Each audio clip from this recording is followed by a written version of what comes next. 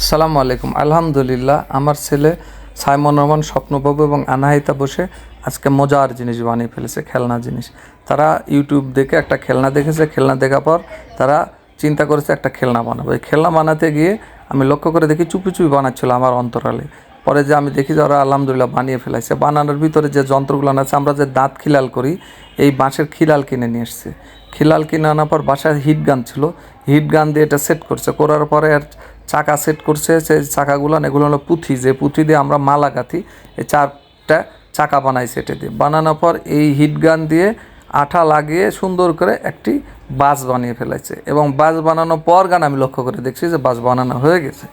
তারপরে আমি ভিডিওটা ধারণ করলাম, বানানো ধারণটা আগের ভিডিওতে আমরা দেখাবো ইনশাল্লাহ আপনাদেরকে।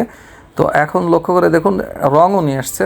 রঙ নিয়ে আসে আবার পুরাটায় রঙ করতেছে, সবুজ লাল সব মিলে রং কালার দিয়ে সুন্দর করে এরা 2 ভাই বোন মিলে এই কাজটা সম্পন্ন করলো। পাশাপাশি ক্যামেরাম্যান ছিল ওরই ফুফাতো ভাই আবিদ হাসান ক্যামেরা ধরছে। আর ওরা 2 ভাই বোন মিলে এই কাজগুলো সম্পন্ন করছে।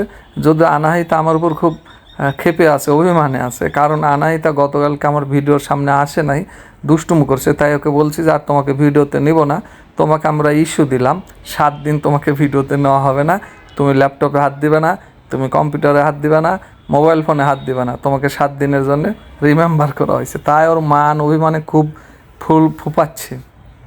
যাই হোক, তারপরে আবার একটু নিলাম, নেওয়ার পরে আবার বলছে এই যে তোমার তো নেওয়ার কথা ছিল না, যে নিয়ে নিছি বাবা।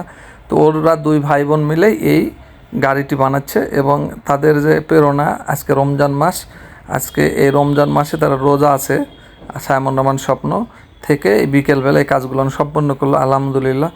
আজকের শিশু আগামী দিনের ভবিষ্যৎ। তারা যে এই যে একটা প্রতিভা, এই যে খেলনা বানানো, এই অবসর সময়টা তারা যে কাজে লাগাচ্ছে, এটা একটা ভালো দিক। কারণ হচ্ছে আজকের শিশু আগামী দিনে ভবিষ্যৎ। কিন্তু সেই শিশুকে যদি ছোটোবেলা থেকেই তাদেরকে যদি পারিবারিক শিক্ষা না থাকে, ধর্মীয় শিক্ষা না থাকে, তাহলে তাকে সারা জীবনই ইহকালে কাঁদতে হয়, পরকালে কাঁদতে হয়। পাশাপাশি যে খেলনা, তাদের একটা মনের একটা বিকাশ ঘটে, প্রতিভা ঘটে। দেখেন লক্ষ্য করে কী সুন্দর করে বানিয়েছে। আমি আবার তাদেরকে আরও বাহাবা দিলাম, এতে তারা খুশি হয়ে গেল। এই যে বাচ্চা কাচ্চাদেরকে কাজের অনুপ্রেরণা দেওয়া, তাদের এই কাজ, এগুলান আসলে প্রত্যেকটা পিতামাতা হিসাবে আমাদের এটা দায়িত্ব এবং কর্তব্যের মধ্যে পড়ে যায়। কিন্তু আমরা তাদেরকে সবসময় যদি খালি বলি বই নিয়ে বসে থাকো, বই নিয়ে বসে থাকো, বই নিয়ে, তাহলে কিন্তু আসলে বই ভিতরে ঢুকবে না। কারণ খেলার সময় খেলা, তাদেরকে প্রতিভা, তাদের মনের ভাব প্রকাশ করার মতন সময় সুযোগ এইটাও দেওয়া প্রয়োজন আমি মনে করি। তার পাশাপাশি যে মোবাইল ফোন যদি হাতে দেয়, তাহলে গেম নিয়ে ব্যস্ত থাকবে, খেলাধুলা করবে।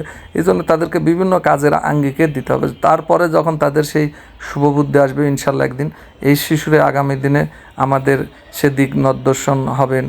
যে সেই প্রত্যাশা রেখে, সকল শিশুদের প্রতি ভালোবাসা দোয়া রেখে আজকের মতো এখানে বিদায় নেব। আনাহিতা রহমান সিনা এই চ্যানেলটি আপনারা লাইক এবং সাবস্ক্রাইব করে থাকবেন।